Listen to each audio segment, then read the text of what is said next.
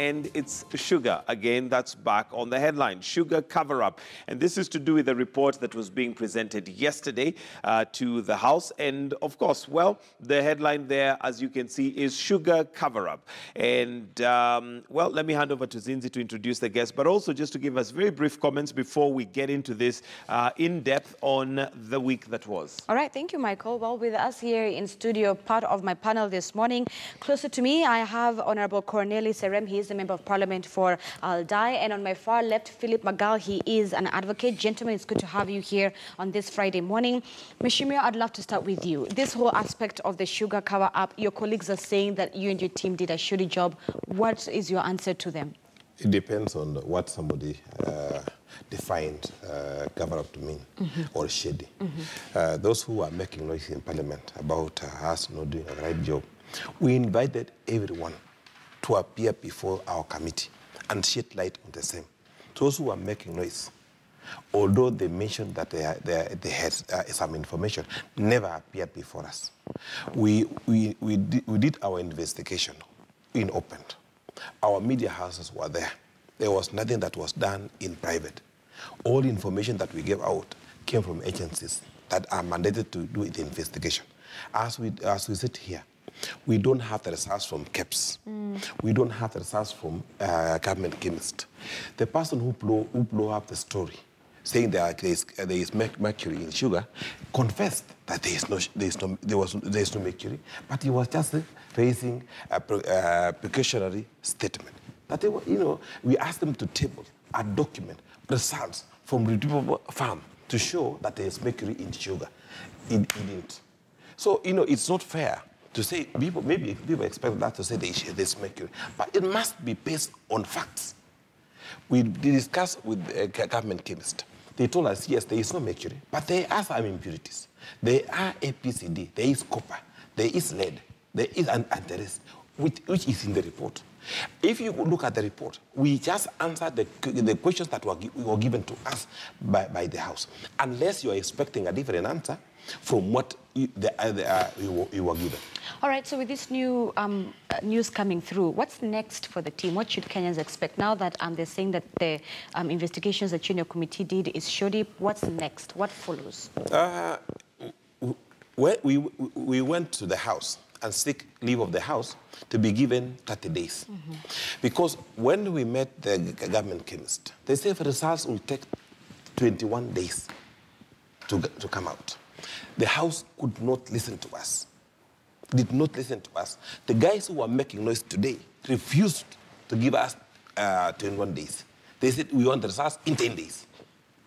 How do you don't want to listen? We are telling these are the facts. The institution to give us the information about sugar is KEPS or government chemist. They have told us they require 21 days. Some people who want answers to be given to the public.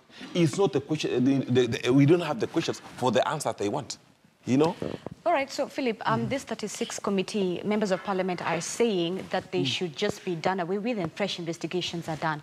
But would the critics say that these same members of parliament who are calling for fresh investigations could be having something to cover up to slow down investigations for Kenyans to perhaps forget the story? Of course, some of them are conflicted, and one of them who was making the most noise there, of course, has been mentioned. But then that should not digress from the fact that indeed these committees do a shoddy job. Either they are compromised or they're incompetent. We could see it. It was public. We could see the kind of questions they were asking. They were not probing. We could see the conduct of the witnesses. They were there very comfortable, giving any answer that they wished to. That is why the government chemist would come in and ask for 21 days. He needed to justify. Why 21 days? I mean, some of these are common tests that can be carried out in a day. We saw Matiang'i, he didn't take the committee that serious because that has been the custom of the committees in Parliament. They don't take their work serious, therefore other people don't take their work serious as well. Look at the fact that they are able to compel attendance by witnesses. They have never invoked that power. Why? The committees are not serious. Members don't prepare. Members don't ask the questions that would give them the desired answers. And Kenyans know the truth.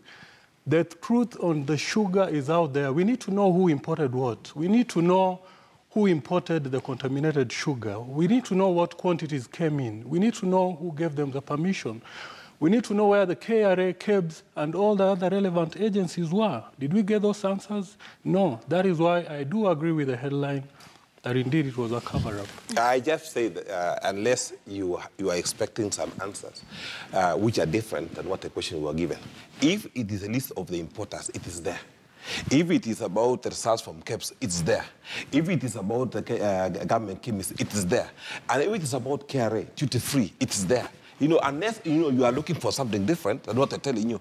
You know, if this thing was done in public, you know, I was among the members who were very vocal on the same. If you want a list of all the importers that imported sugar in this country, it's there, 144. You know, if you want to know how many tonnage, it is 1,010,000, which is equivalent to 1 billion kilos of sugar. If you want to know who imported the highest, we'll give you. You know, it is not a secret. The problem is, it seems that people have a mindset on what they want to hear. You know, Matiang'i appeared before the committee. It was even covered by KTN that there was no mercury. He was raising because he felt it was alarming because there was so much sugar coming out of the country. So what information do you require if you have been given all the facts on the table? You know, we cannot lie to the public. Any information table in Parliament must be accompanied by evidence. So far, we don't have the evidence. We don't have evidence to say there is mercury in the sugar. Why? What am I hiding? I cannot, you know, I have children. I have family members. I have a community. I represent my constituents. What I was most interested in is apportioning blame. When the notice was issued to import duty-free sugar without the quality or quantity or the number of importers being restricted, who is responsible for that? We were never told, and that, to me, that is the most important aspect of the committee. They should be able to give us concrete recommendations which we can base our actions upon. Here's the beautiful thing, because today it's Friday, when we're doing State of the Nation, Michael Gitonga will dive deep with the panel in terms of this sugar probe issue, and I'm glad that we have Member of Parliament Corneli here with us. But let's see what else we have on the daily this morning. Michael, what else has caught your eye? Let's look at page 9 of the Standard, and we'll come back to the sugar issue. I know we've not sorted that out. There's still quite a number of questions that Kenyans would want to have answers, and thank God, like you mentioned, Honorable Corneli is part of that committee, so we'll be posing those questions. If you have any questions that maybe you'd like him to answer, feel free to send them through. But on page 9, and I'll start with you, Philip Magal, as a lawyer, an audit shows how IEBC lost 1 billion shillings, and Chebukati said it would be impossible to allow Chiloba to resume office in the face of the glaring irregularities. Now, we do know that there has been a fight between the CEO and the chair of the IEBC, and this is sometimes to do with some of the procurement issues that came up, and now here a story coming up that 1 billion shillings may have been lost during the second election. The question here being, of course, first of all, is the IEBC legally constituted as it is right now? We do know that there are some commissioners who resigned. Yes. And we don't know whether their resignation was accepted, whether they're still receiving salaries. But here we have another case now coming up on top of that, that 1 billion shillings may have been lost. We are acting on the presumption that they did resign and that the resignation did take effect, meaning therefore that IEBC does not have the quorum to conduct business. And that, I think, is the basis upon which Chiloba has moved to court to quash his suspension. But then, as I would like to tell Kenyans, is that laws are made for man. Man is not made for the law. And that is where I fault our courts. I mean, this is a glaring case of mismanagement, if not blatant theft. But the man who is allegedly responsible for it has run to court for protection. In any organization, there are disciplinary procedures, and suspension cannot be equated to a disciplinary outcome. It is merely a process. Therefore, he should be very much willing to go home and wait until the audit results do come out, which will either vindicate him or have him go home permanently. Honorable Serem, I would love to hear your thoughts on this, given the fact that even in this new financial budget that CS Rotich read, he poured in more money for IEBC and the likes of the EACC in order to strengthen them. what does this leave? Where does this leave Kenyans? And I mean Kenyans, I mean Mama Mboga and so forth, when the electoral commission, the electoral body that is in charge of making sure that we go into an election free and fair and square, the audit shows that it's another place, another venue where billions of taxpayers' money is being lost. I'm a very cautious member of parliament. I don't just lay claims on individuals unless I have facts at hand. One, there are institutions in this country that have been given mandate. Auditor General has responsibility to give us the information on how funds were spent. Right. Now we have been told that applications has been misappropriated. Two, where was the chairman then? Because some of these things are actually authorized by the commission. Where were the commissioners when the institution was spending $1 billion shillings? It's not very fair to look at just an individual. It is a system. From procurement, from auditor, from finance manager, from all the commissioners. One individual cannot just come here and lay blames on one individual, unless even the commissioners themselves actually didn't do their job. Those are number two. This institution not requires funds. We have by-elections coming up. We cannot deny Kenyans a right to pick whoever they want to pick, because if the systems say that those who have been elected or not duly elected, then they must go back to for elections. But also it requires funds. So even if there are some issues, we have no choice. We still have to give them funds to meet their mandate.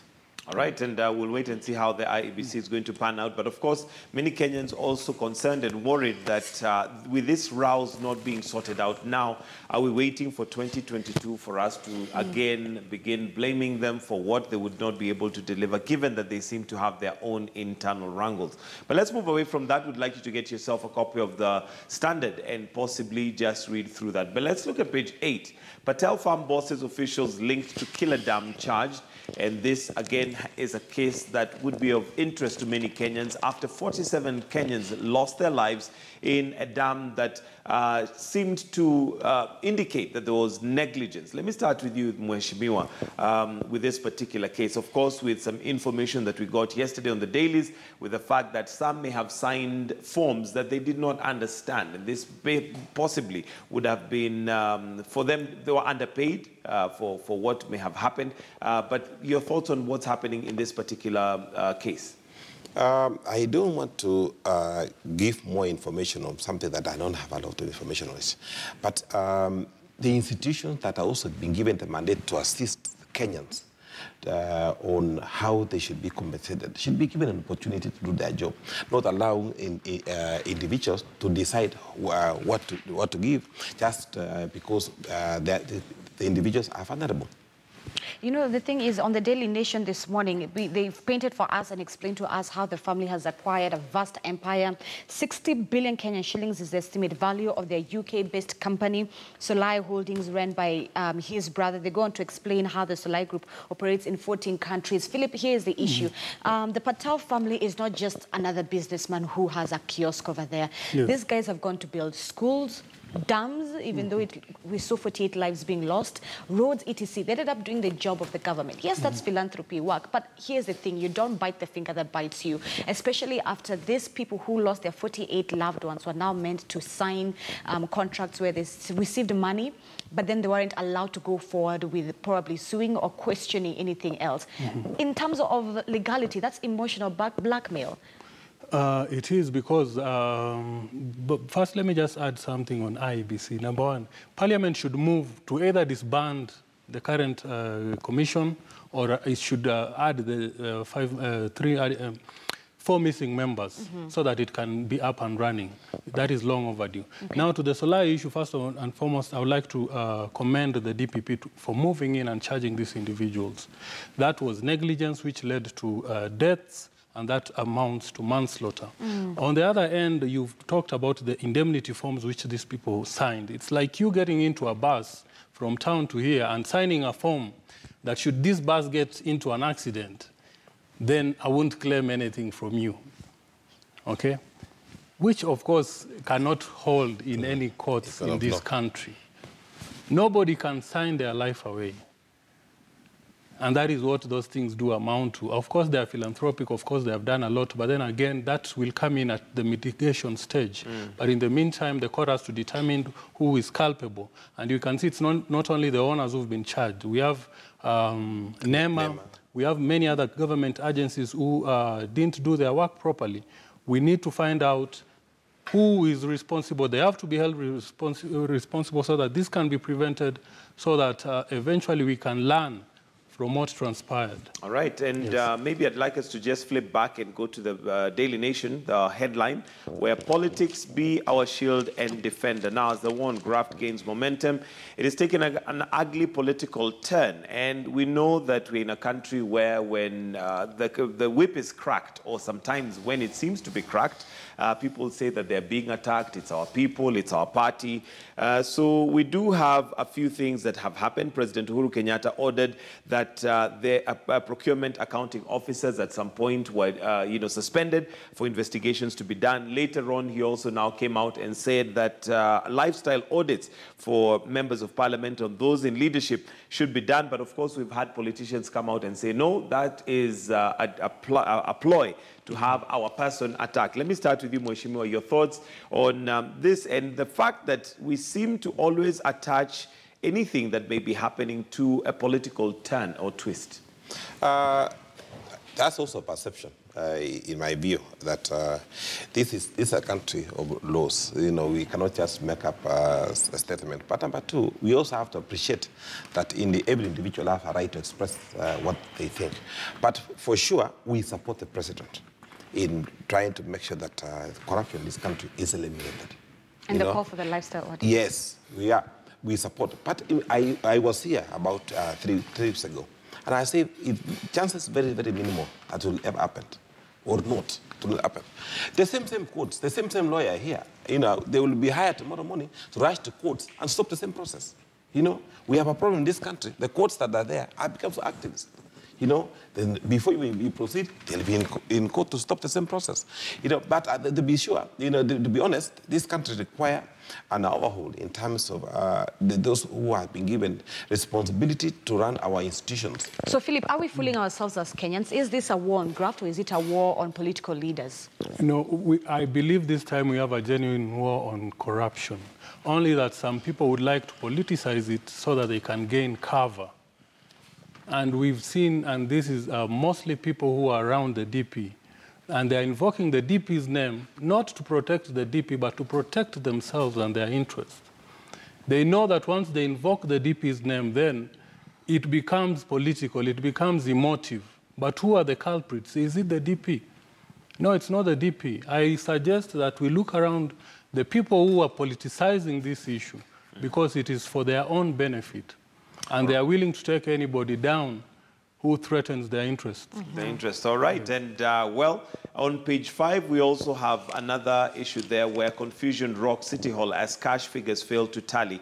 Mheshimiwa, we sometimes are left wondering as, the electorate, isn't there systems in place that should take care of things like this when figures don't tally? Can't there be a way of saying that this person is responsible and therefore you are answerable? Either you are fired or charged accordingly. Now, investigations came after dispatches appeared that the media regarding the amount of accounting collected. So there is disparity in the amount collected, and the accounting officers are, throwing blame against each other. Aren't there systems? It's not new. Somewhere in 2016, there was one CEO, that had 1.2 billion shillings in his account from the same City Hall. The man is free, The still working scot-free. Yes, this will happen again. So what's new? It's not new that. But in this day of technology, how is it that City Hall cannot account for cash figures? We're living in an era where you don't have to write every figure and not every cash in and out going on paper. We have technology that does this. This is merely but just an excuse. But the same technology is being managed by somebody. They buy a system, manage the same system, and get what they want. In fact, it's supposed to be something that's foolproof, that cannot be tampered with. But here we are, we know NYS lost money through the use of IFMIS. Not that there is no evidence. Of course, there is discrepancy. One person says I received 1 shilling, another one says I received 50 cents from that 1 shilling. There is some amount missing. There is paper trail. It is now the DCI and the ESCC to move in. You remember somebody said that, I don't know, 340 billion got banked into the wrong account, supposedly his own account. And again, he's just highlighted a case of a junior officer in City Hall who had houses, who had, you know, almost all sorts of property. And this is the life audit that we are talking about. This is the procurement officers that we are sending home. And this is the same person who is going to politicize that issue. Because, of course, that one is only a dummy.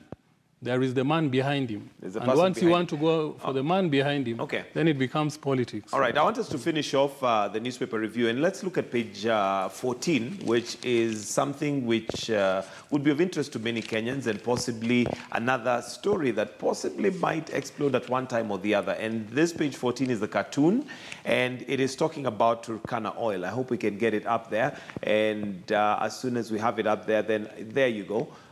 We have the government basically gulping down the oil that is coming from Turkana. But look at Wanjiko again, right there, just taking drips and drabs and drops of the oil. Mheshimiwa, this oil issue, is it something that possibly is going to benefit Kenyans, or is it something that's just going to make the government, and by government here, of course, we mean some officials, just larger in size? I think as a country, we are becoming so pessimistic. I hope that we should be even optimistic. You know, we haven't even sold 1 liter of the same. Have we even found a buyer? Imagine, in the not market? Even a buyer. Even a buyer. Imagine when you're discussing about the government, you know, consuming. But you know, they say the best way to predict the future is to look at where we're coming from. So maybe it's out of where we're coming from that people are a bit jittery. And then if that is the case, then we don't do anything in this country. That means Kenya is not ready to be an oil exporting country. That's my point. You know, we cannot be pessimistic. That, you know, because we had a bad day yesterday, we can't work today. You know, if we had a bad day yesterday, we hope tomorrow will be a better day. You know? So being pessimistic as a country, I think we are going the wrong direction. Let's try. You know, not even a liter has been sold to anybody. There is nobody who has expressed interest even in our oil. And you are discussing about the government. Who is government? You know, it doesn't make any sense. My take is that I think the Turkana leaders have gotten this one wrong. This oil is bound to benefit their people a lot than any other person in this country. If you go to Turkana and you see the level of poverty and suffering, you would feel bad about the life you live. Mothers who, you know, have to feed before their children. You buy a bottle of soda and a woman borrows you and drinks it before she passes it on to the children. Different level of poverty. Yet the same people who are supposed to be benefiting are the ones who've been misled. They are now blocking the trucks from moving the oil. They are going to be stuck where they are stuck. And again, it's politicization. It is the leaders who are benefiting. It is the leaders who are getting their kins to get contracts with Tulo. It is their kins, the leaders and their kins who are getting the scholarships and the jobs. All right. So those people really have to think about it. That's the note that we'll leave press review with, folks. So now you have a hint of what to expect within your local dailies. Grab them this Friday morning. We're taking a quick commercial break.